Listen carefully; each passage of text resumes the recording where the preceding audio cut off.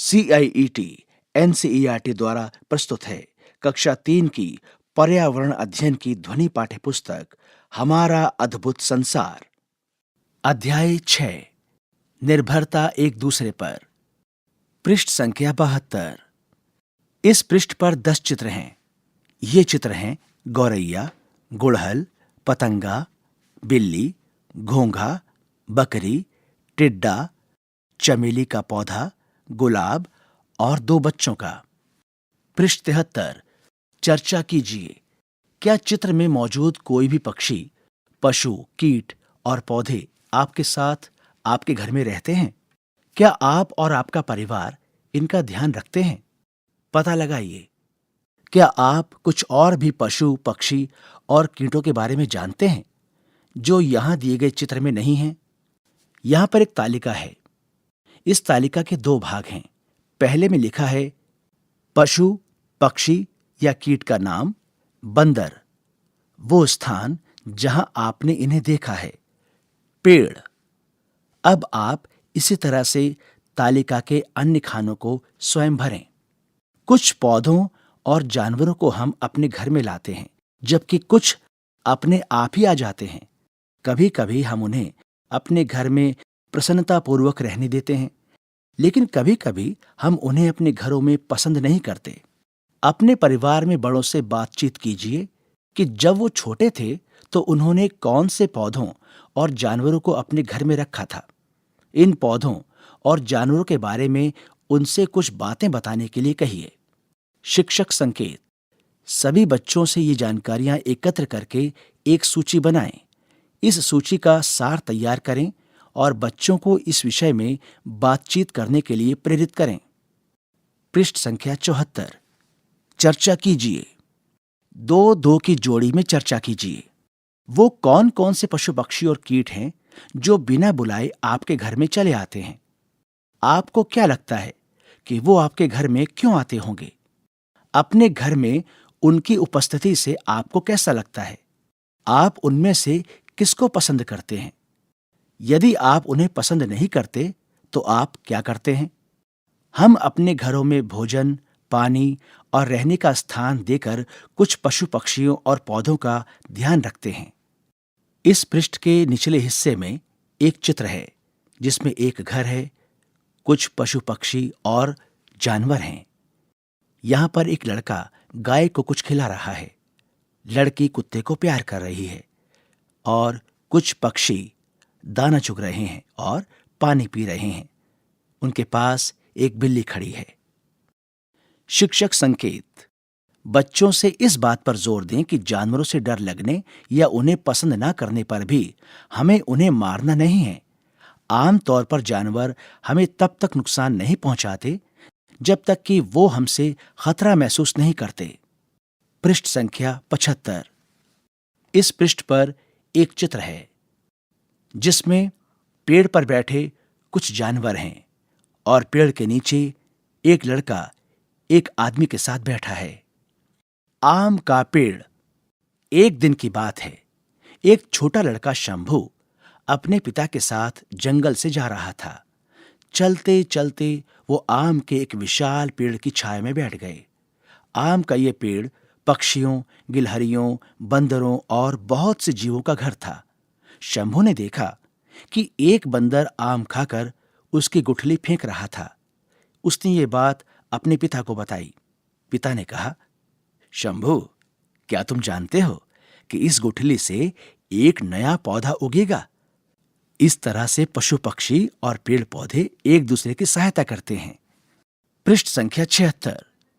तभी पेड़ से एक आम गिरा और शंभू उसे उठाने के लिए दौड़ा। उसने कहा, देखिए, मुझे भी एक आम मिला। शंभू के पिता ने बताया, हमें पौधों से केवल फल ही नहीं बल्कि सब्जियां और बहुत सी अन्य वस्तुएं भी मिलती हैं। अरे हाँ, मुझे अब याद आया, आपने मुझे पहले भी बताया था। हमें दवाइयां, वस्त्रों के लिए रेशे और घर बनाने के लिए लकड़ियां भी पेड़ पौधों से ही मिलती हैं। इस पृष्ठ के निचले भाग में एक चित्र है जिसमें बीच में लिखा है पेड़ पौधों के उपयोग और उसके आसपास अन्य चित्र हैं। ये चित्र हैं पशु पक्षियों के लिए आश्रय या आवास, छाया, लकड़ी, वस्त्रों के लिए रेशे, ताजी हवा, फल और दवाएं। हमें पेड़ पौधों से जो चीजें मिलती हैं, ये चित्र उनके हैं। पृष्ठ संख्या 77। चर्चा कीजिए, हम पेड़ पौधों और पशु पक्षियों पर किस तरह निर्भर हैं। पेड़ पौधे किस तरह से पशु पक्षियों की सहायता करते हैं। पशु पक्षी किस तरह से पौधों की सहायता करते हैं। आप अपने आसपास के स्थानों पर पेड़ पौधों और पशु पक्षियों का ध्यान कैसे रखते हैं। पशु पक्षी और पेड़ पौधे हम पर किस तरह निर्भर हैं। क्या आप जानते हैं, हजारों ऐसे पेड़ हैं जो अनजाने में ही गिलहरियों द्वारा लगाए गए हैं। दरअसल गिलहरियां अपने भोजन के लिए बीज, मेवे आदि जमीन में दबाकर रखती हैं। बाद में वो भूल जाती हैं कि इन्हें कहाँ छिपा कर रखा था। इस तरह बहुत से पशु पक्षी और पेड़ पौधे विभिन्न तरीकों से प्रकृति में सामंजस्य बनाकर रखते हैं। हमें एक दूसरे की जरूरत है। हम जिस तरह से पेड़ पौधों और पशु पक्षियों को सुरक्षा, भोजन और रहने के लिए स्थान देते हैं, उसी तरह हम उनसे बहुत कुछ लेते भी हैं। उदाहरण के लिए गाय, भैंस और बकरियों से हमें दूध और उनका प्यारा साथ मिलता है। हम इन पशु पक्षियों का सम्मान करते हैं और उनके साथ दया, देखभाल और करुणा भरा व्यवहार करते हैं। पशु पक्षी और पेड़ पौधे भोजन एवं आवास के लिए एक दूसरे पर निर्भर करते हैं। पशु पक्षी बीजों को एक जगह से दूसरी जगह बिखेरने में पेड़ पौधों की सहायता करते हैं। वो अपनी विष्ठा से भूमि को उपजाऊ बनाते हैं। इससे पौधों को दूर दूर तक यहां वहां उगने और पनपने में सहायता मिलती है। हम भी भोजन, आवास, वस्त्र और साथ पाने के लिए पशु पक्षियों और पौधों पर निर्भर रहते हैं। शिक्षक संकेत। सभी विचार बिंदुओं को समेकित करते हुए सरल शब्दों में उनका सार प्रस्तुत कीजिए। पृष्ठ संख्या 78। गतिविधि 1। किसी पशु पक्षी के बारे में जानना। अपने आसपास के पशु पक्षियों को ध्यान से देखिए। इनमें से किसी एक पशु जैसे बकरी, गाय, कुत्ता, बिल्ली या किसी पक्षी जैसे कौवा, कबूतर, गौरैया, तोता या बत्तख को चुनिए, जिन्हें आप प्रायः देखते हैं। जब भी अवसर मिले, इन्हें बहुत ही ध्यान से देखिए। आप इनके लिए किसी कटोरे में पानी और अनाज के दाने भी रख सकते हैं। लिखिए, किसी पशु या पक्षी का संक्षिप्त विवरण लिखिए। आपने जिस पशु या पक्षी का चयन किया है, उसका नाम और उसके बारे में लिखिए। आपने सबसे पहली बार उसे कब और कहां देखा था? क्या ये अकेला था या अपने मित्रों के साथ था? इसके चलने फिरने, उड़ने आदि के बारे में लिखिए। ये कैसी आवाजें निकालता है? क्या आपने इसे खाते हुए, सोते हुए, अपने मित्रों से बातें करते या कभी कभार झगड़ते हुए देखा है? क्या इसने कभी कुछ ऐसा किया है जिसे देखकर आप आश्चर्यचकित रह गए हों या फिर बहुत हंसे हों? कक्षा में अपने सहपाठियों के साथ ये अनुभव साझा कीजिए। पृष्ठ संख्या 79। गतिविधि 2। हमेशा व्यस्त चतुर चींटियां। आप ये गतिविधि अपने मित्र पौधे के पास, अपनी कक्षा में या अपने घर में कर सकते हैं। अपनी रसोई से यहां दी गई 3 तरह की खाने की वस्तुएं बहुत कम मात्रा में लेकर आइए। कुछ मीठा जैसे चीनी या गुड़, कुछ तला हुआ जैसे पापड़ या मुरक्कू, कुछ उबला या पका हुआ जैसे डबल रोटी यानी ब्रेड, चपाती, इडली, चावल या रागी। इन तीनों तरह की खाने की वस्तुओं को खुले स्थान पर 1-1 फुट की दूरी बनाते हुए सीधी रेखा में रखिए। अनुमान लगाइए, इन्हें खाने कौन आएगा? वस्तुओं में उनका प्रिय भोजन क्या होगा?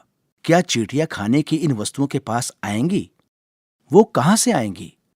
क्या सभी चींटियां दिखने में एक जैसी होंगी? खाने की किस वस्तु के पास वो सबसे पहले जाएंगी? कुल कितनी चींटियां खाने के लिए आएंगी? खाने की इन वस्तुओं का वो क्या करेंगी? अपने मित्र पेड़ से मिलना। जब कभी आप बहुत उदास या परेशान हो या आपको गुस्सा आ रहा हो, तो आप अपने मित्र पेड़ के पास जा सकते हैं और उसे बता सकते हैं कि इस समय आप कैसा महसूस कर रहे हैं। शिक्षक संकेत। छोटे बच्चों को पेड़ों के साथ मित्रता करने के लिए प्रोत्साहित करें। ये दूसरों के प्रति संवेदनशीलता उत्पन्न करने का बहुत ही सशक्त और प्रभावशाली तरीका है। शांत और अपने में रहने वाले अंतर्मुखी बच्चों के लिए ये गतिविधि अपनी भावनाएं साझा करने में बहुत सहायक है। इस पृष्ठ के दाईं तरफ एक चित्र है जिसमें कुछ पक्षी दाना चुग रहे हैं। एक कुत्ता खड़ा है और साथ ही एक लड़का और लड़की उन्हें देख रहे हैं। पृष्ठ संख्या 80। इस पृष्ठ के ऊपरी भाग में एक पेड़ है। उस पेड़ के तने को लड़की और लड़के ने पकड़ रखा है। आप अपने मित्र पेड़ के साथ अपनी खुशियां भी साझा कर सकते हैं। अपने मित्र पेड़ के साथ अपनी भावनाएं साझा करके आपको कैसा लगा? पेड़ों को हमारी देखभाल और सहायता की आवश्यकता होती है और पशु पक्षियों को भी। हम सब एक दूसरे की सहायता कर सकते हैं। गतिविधि 3। अनुमान लगाइए मैं कौन हूं। दो दो जोड़े में बैठिए। जोड़े में से कोई एक किसी पशु, पक्षी, कीट या पेड़ का नाम सोचेगा और अपने साथी के कान में वो नाम फुसफुसाकर धीमे से कहेगा। ध्यान रहे कि आपको जोर से नहीं बोलना है। अब आपके साथी को शेष सहपाठियों के सामने उस पशु, पक्षी, कीट या पेड़ की तरह अभिनय करना होगा।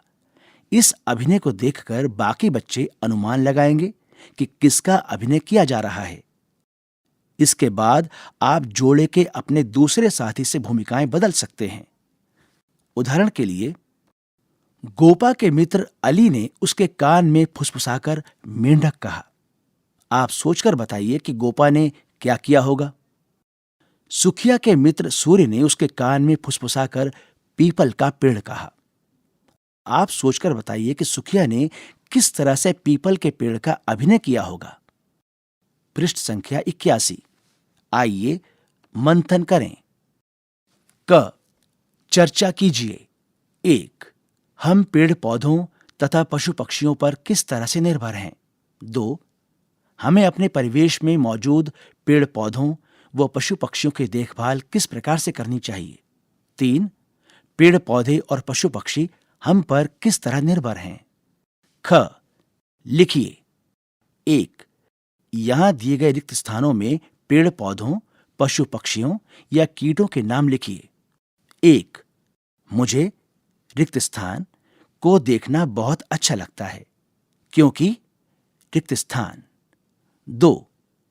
रिक्त स्थान से मिलकर मुझे बहुत हंसी आती है क्योंकि रिक्त स्थान। 3। मेरे मित्र को रिक्त स्थान पसंद है क्योंकि रिक्त स्थान। 4। मैं रिक्त स्थान का ध्यान रखना चाहूंगी या चाहूंगा क्योंकि रिक्त स्थान। 2। 1। आपने जिन पशु पक्षियों, पेड़ पौधों और कीटों की सूची बनाई है उनमें से कौन आपको सबसे प्रिय है। रिक्त स्थान। 2। आप उसे क्यों पसंद करते हैं। रिक्त स्थान। पृष्ठ संख्या 82। 3। सबसे छोटे से लेकर सबसे बड़े तक जिन पशु पक्षियों और कीटों को आपने देखा या जाना है उनके बारे में लिखिए। रिक्त स्थान। ग। चित्र बनाइए। 1। उन पशुओं, पक्षियों और कीटों के नाम लिखिए और चित्र बनाइए जिनके 1. 2 पैर होते हैं, 2. 4 पैर होते हैं, 3. 6 पैर होते हैं और 4. 8 पैर होते हैं। अब आप यहां दिए गए रिक्त स्थान में उनके चित्र बनाइए और साथ ही उनके नाम भी लिखिए। पृष्ठ संख्या 83। ये कहानी तमिलनाडु के वलपराई नामक एक बहुत ही छोटे से नगर की है। पूरे वर्ष वलपराई के सभी स्कूलों में बच्चे और शिक्षक नगर में आने वाले पक्षियों की तलाश करते हैं और उनके आंकड़े जुटाते हैं। वो वर्षा ऋतु के तुरंत बाद सर्दियों के महीनों में इन पक्षियों के विशेष स्वागत की तैयारी करते हैं। इन पक्षियों का नाम है ग्रे वागटेल। स्थानीय भाषा में इन पक्षियों को सामान्यतः वालट्टी कुरवी कहते हैं। शीत ऋतु में ये ग्रे वाकटेल पर्वतीय क्षेत्रों से भारत के गर्म प्रदेशों में आती हैं और कुछ महीनों के लिए यहीं रुकती हैं। वलपराई में जब पहली ग्रे वाकटेल पहुंचती है तो बच्चे व शिक्षक इन पक्षियों के स्वागत में बड़े बड़े पोस्टर लगाकर उनके आगमन का उत्सव मनाते हैं और एक दूसरे को मिठाई बांटते हैं। क्या आप जानते हैं कि इन पक्षियों को वाकटेल क्यों कहा जाता है? पता लगाइए। आप इस कहानी को क्या शीर्षक देना चाहेंगे? इस पृष्ठ पर एक लड़की का चित्र है जिसके हाथ में ग्रे वाकटेल का एक पोस्टर है। अभी आप सुन रहे थे कक्षा 3 की पर्यावरण अध्ययन की ध्वनि पाठ्य पुस्तक हमारा अद्भुत संसार। वाचन स्वर प्रवीण शर्मा, ध्वनियांकन मंजू कुमारी, निर्माण सहयोग सुरेंद्र कुमार, निर्देशन एवं निर्माण विमलेश चौधरी तथा प्रस्तुति CIET NCERT नई दिल्ली, भारत।